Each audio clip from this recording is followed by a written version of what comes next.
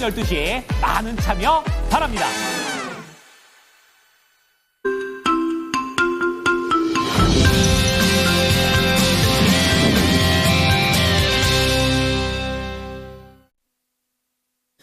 네, 다시 한번 혼조로 마감했지만 나스닥은 사상 최고치를 경신하는 그런 흐름들이 나와줬습니다. 자, 오늘도 개장 전 보셔야 될 소식들 6가지를 추려봤는데요. 하나씩 좀 체크를 해보겠습니다. 자, 첫 번째는 앞서 나왔던 내용과도 좀 일맥상통하는 내용입니다. 이 전기차 지원을 이제 트럼프 당선인이 좀 대폭 축소시키겠다라는 이 내용이 되겠습니다. 예고된 것도 있지만 얼마만큼 축소되고 어떠한 영향이 있게 될지 관련된 소식도 좀 알아보도록 하겠고요. 또 국내에서는 정치적인 불확실성이 계속되는 가운데 밸류업과 관련된 부분들은 계속 이어간다라는 그런 내용입니다. 다시 한번 밸류업 지수에 추가 편입되는 그런 종목들에 대한 점검이 필요하고요. 마지막으로 개별적으로 식음료 쪽에서 삼양식품이 되겠습니다. 첫 해외 공장을 중국에 짓는다라는 그런 내용이 되겠습니다. 내용들 체크를 하죠. 자, 정수지 캐스터 전해주시죠. 네, 모닝뉴스입니다. 오늘 장에 영향을 줄 수 있는 6가지의 뉴스들 먼저 헤드라인으로 만나보겠습니다. 탄핵이 가결되면서 정치 테마주의 희비가 엇갈리고 있습니다. 트럼프 팀이 전기차 지원을 대폭 축소하고 배터리 소재에는 관세 부과를 계획하고 있습니다. 지난해 반도체 업황 부진 영향으로 전자통신업종 출하가 16% 줄어들었습니다. 코리아 밸류업 지수에 KB금융과 현대모비스 등 5개 종목이 추가 편입됐습니다. 경기 양주에서는 아프리카 돼지 열병이 발생했습니다. 삼양식품이 불닭 열풍을 타고 중국의 첫 해외 공장을 짓습니다. 먼저 탄핵 가결과 함께 정치 테마주가 또다시 들썩이고 있다는 뉴스입니다. 이번에는 우원식 의장이 떠올랐는데요. 이번 계엄 사태에서 주목도가 가장 높아진 인물 중에 한 명입니다. 국회의 계엄 해제 요구 결의안을 처리하기 위해서 국회 담벼락을 넘어 본회의를 개의한 일이 알려지면서인데요. 특히 최근 발표된 정계 요직 개별 신뢰도 조사에서 여야 차권 대기주자에 꼽히는 이재명 더불어민주당 대표와 함께 한동훈 국민의힘 대표를 제치기도 했습니다. 14일 탄핵 표결된 의사봉을 내리치는 모습부터 연두색 넥타이까지 주목을 받았는데요. 특정 정당 색깔로 오해받지 않기 위해서 연두색을 택했다는 관측도 있었지만 사실 해당 넥타이는 고 김근태 전 상임고문의 유품으로 알려졌습니다. 또한 이준석 개혁신당 의원 관련주로 꼽히는 종목들의 주가도 급등세를 보였는데요. 한동훈 국민의힘 대표가 대표직 사퇴 의사를 표명하면서 매도세가 나왔고 이재명 더불어민주당 대표 관련주들도 하락하면서 종목별 주가 희비가 엇갈렸습니다. 이 중에서는 MVH코리아를 시간에서 살펴보도록 하겠습니다.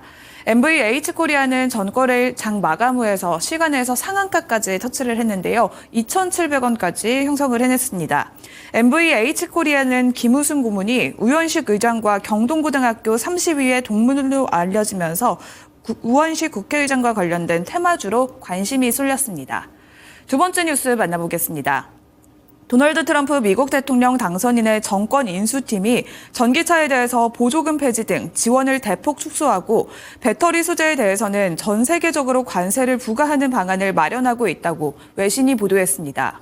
우선 미국의 인플레이션 감축법에 근거한 최대 7,500달러 규모의 보조금을 폐지할 것이라 요구한 것으로 알려졌는데요. 이건 GM과 현대차 등 자동차 업체들이 미국 내 전기차 판매와 생산에 타격을 줄 수 있는 정책입니다. 친트럼프로 알려진 일론 머스크의 테슬라에도 타격을 줄 수는 있지만 그보다 경쟁사에 더 타격을 줄 것이란 게 머스크의 생각이라고 덧붙였는데요. 문건에는 배터리와 핵심 광물, 충전 부품, 전기차 공급망의 관세를 부과하는 제안까지 담겨 있었습니다.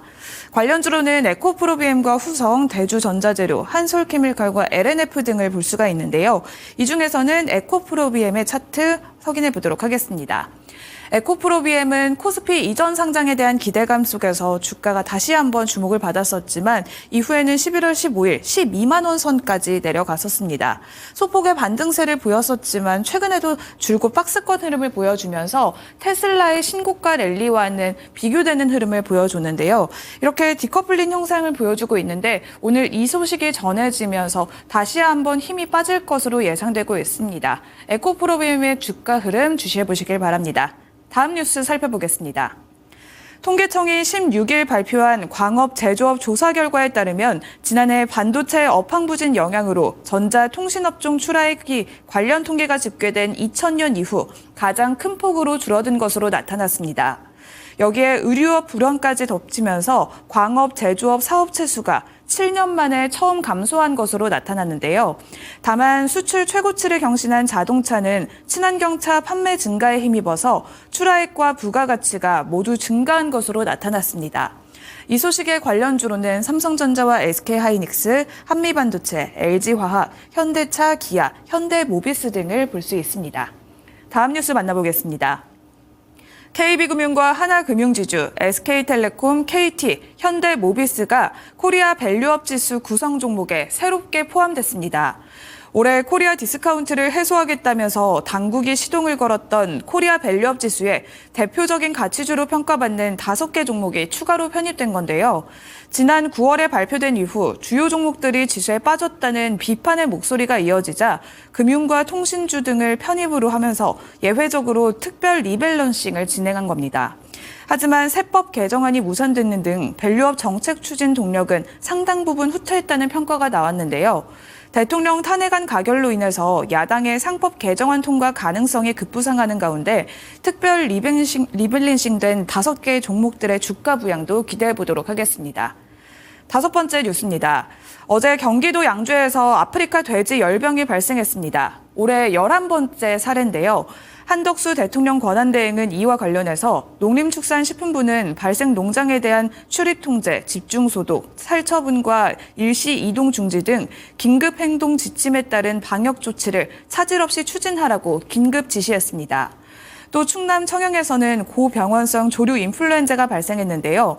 역시 올 동정길 전국 가금농장에서 확인된 고병원성 AI 사례는 모두 11건으로 늘어났습니다. 관련주로는 KC피즈, 팜스코, 이지바이오와 사조동화원, 그리고 마니커와 하림 등을 볼 수가 있는데요. 백신과 육계 관련주들 오늘 장에서 흐름 살펴보시길 바랍니다.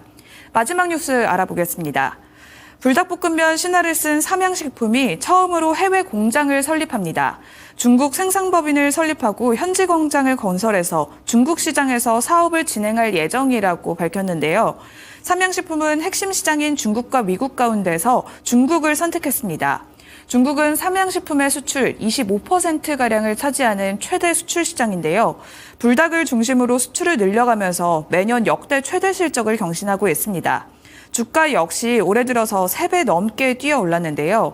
반면 부동의 라면 대장주라고 꼽히고 있는 농심은 내수 침체 직격탄을 맞으면서 주가는 고점 대비 약 40%가량 하락한 상태입니다.